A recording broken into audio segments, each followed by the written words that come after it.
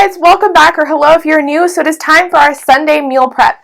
So this meal prep is going to be a little bit different, and the reason why is I am going to give you the list of items that I'm meal prepping. Most of it is going in the freezer, and half of it I will be doing next week. So I did have a grocery haul that should already be up on the channel where I explained that I'm going to be traveling in July, and to make it easier and to prep for the fact that I tend to go out to eat more when I travel, I'm going to be creating a very long list of meals and freezing most of them so they are easily cooked and accessible, so I don't go out to eat as much and I save on my eating out bill.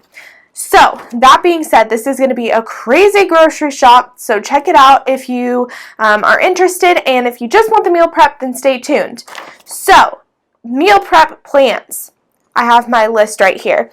Enchiladas. I'm planning on making 8 to 10 enchiladas a batch, and we'll see. I'm going to make 1 to 2 batches. I'm thinking about 2. It just kind of depends on the price and kind of what else I decide to make and how much room I have in my freezer. Next is the chicken and rice casserole. That will probably be next week or this week. I'm deciding. I really want to say it's next week, but I just remembered that I've already thawed out the chicken, so I'm probably going to end up making it this week. Next is chicken pot pie. That will for sure be next week's meal prep, just because honestly, that's the one I'm least looking forward to making because I'm awful at pie crusts. And so I'm going to put that one off just because I'm going to be making so much else to put in the freezer. I'd rather give that one more time instead of rushing through the other ones. Baked bologna or bologna slices. I've bought a large bologna, and it's going to be sliced for sandwiches, but I also have a baked bologna recipe that I will be using for half of the bologna. Then I will have Parmesan chicken tenders. That is another item that will probably be next week instead of this week. Then I have chicken salad. This chicken salad is a canned chicken. It's very inexpensive, and when you make it into the chicken salad, you don't realize it's canned chicken. It's very inexpensive to make. It's delicious. It's got fruits. It's got your protein with the chicken, and it can go by itself or on sandwiches, so it's just fantastic. It depends on the price of the fruit. I buy apples and grapes to put in it, so I'm going to look at the price of the fruit and also check out my weekly magazines and like pamphlets that when you walk in, and see if it's going to be a better price next week, because if they have a better price next week, I'm going to wait till next week to get that. Breakfast burritos I will be doing this week. It sounds pretty easy. I've never actually made them and frozen them before. If you can hear the thunder, it's because it's pouring outside. It's supposed to storm for the next 2 days.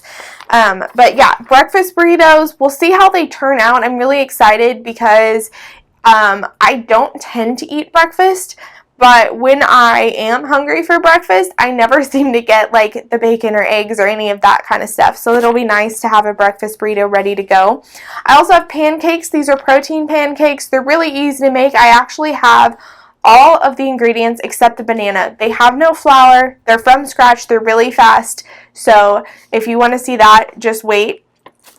Sandwiches, again, that goes with the bologna, and that goes in with the chicken salad, and the bologna. It's really nothing special there, but that'll just be mixed in throughout the month. And last, this week, I'm going to be having chili with hot dogs.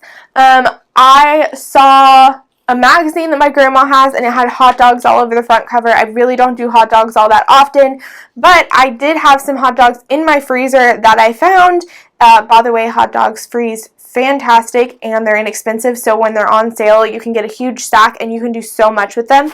And I found a can of chili that expires 2 months from now in my pantry, so I will be making chili with hot dogs just to finish off the chili, and also, I'm kind of really wanting chili with hot dogs.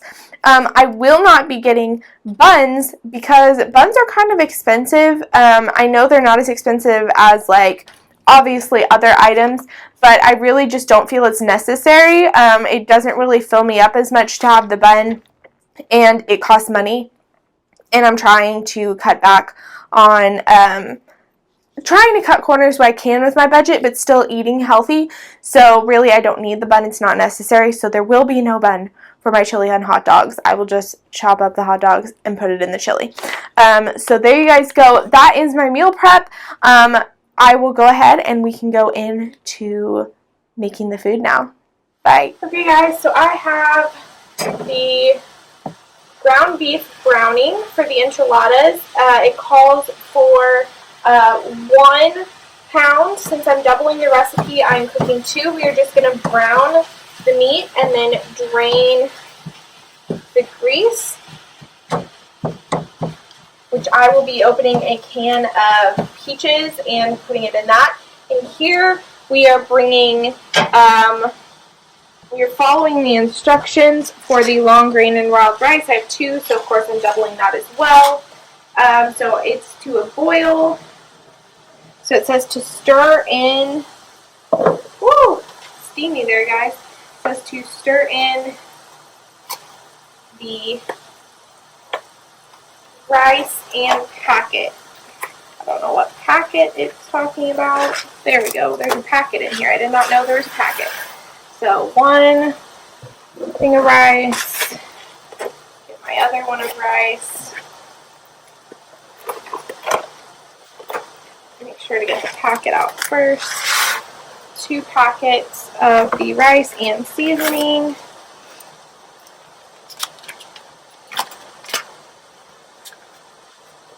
This is just the original long grain wild rice from Aldi's. If you want to see kind of how much this stuff costs or where I got it, I do have a grocery shop video up with all of this in there, so you guys can go back and take a look. This is the original Earthly Grains. So it says to stir in, return to a boil, cover and reduce on low heat, and simmer it for 25 to 30 minutes or until all the water is absorbed. So I'm giving it a really nice stir. And it is already boiling. So we are going to cover it, lower the heat, and it says it's supposed to simmer.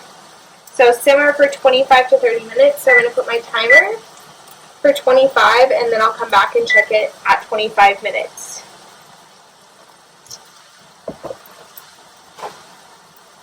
And that will be the rice. Now let me see what we got going on for the beef.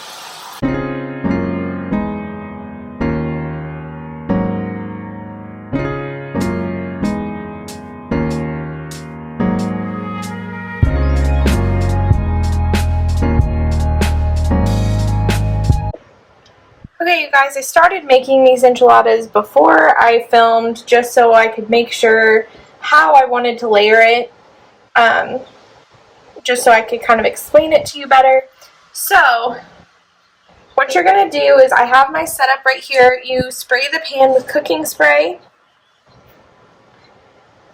and then you're going to take, I'll move this out of the way, that way I can show you right here what I'm going to do.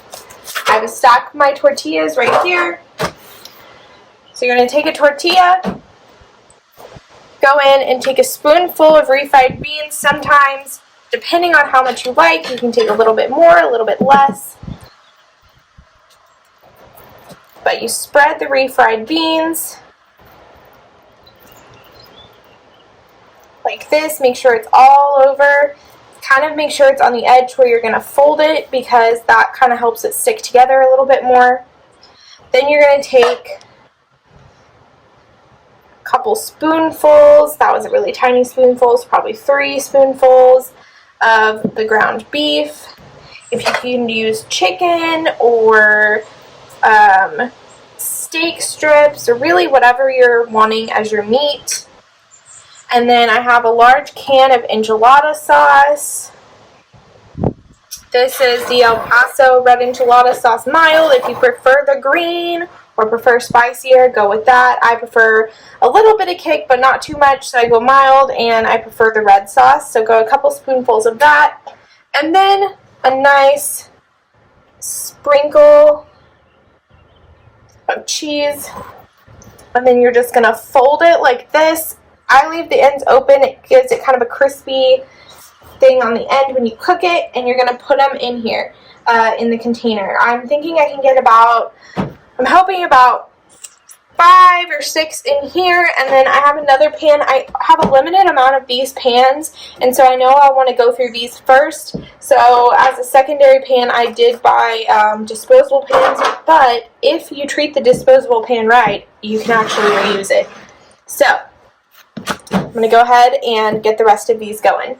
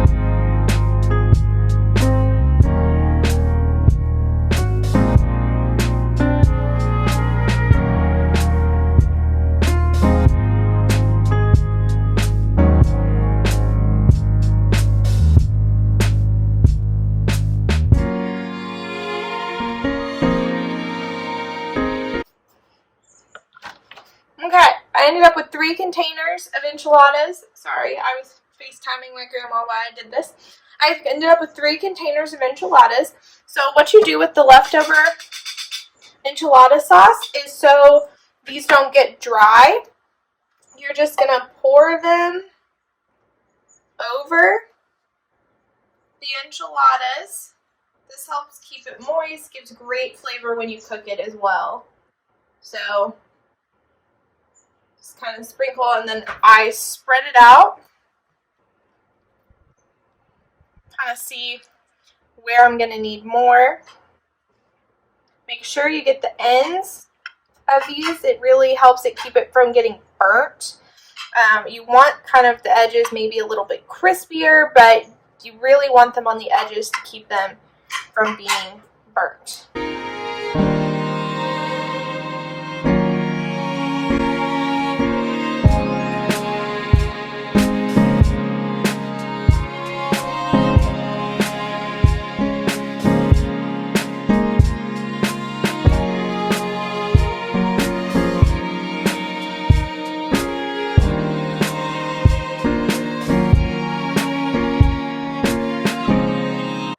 Okay, now that these are done, I'm going to grab my cloth to wipe off my hands. I'm just going to put the lids on them, and then I can put them in the freezer.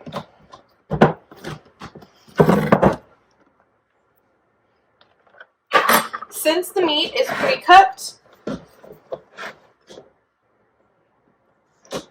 these are all good, and I will tell you guys.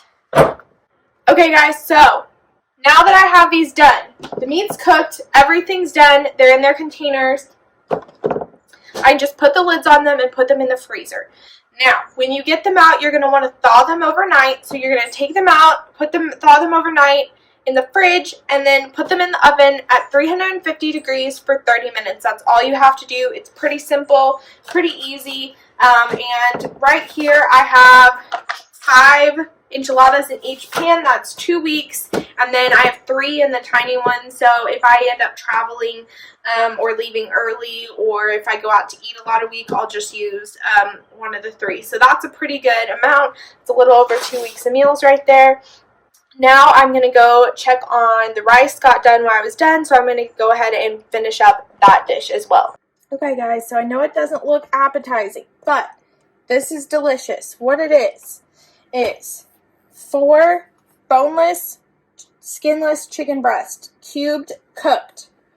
Then the rice that we made earlier, 2 cans of cream of mushroom soup, 2 cans of cream of chicken soup, and 3 tablespoons of sour cream. So what I will do now is put this in the pan and it will be ready to go. So once you put that in the pan, you can freeze it. And then when you take it out, you're going to thaw it overnight just like the enchiladas.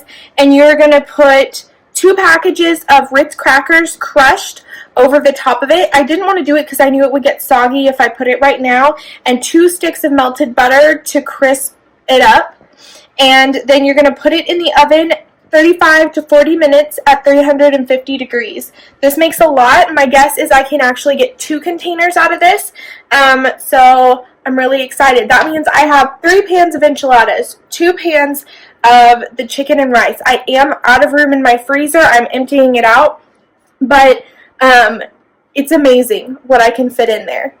And I know right now we can change anything.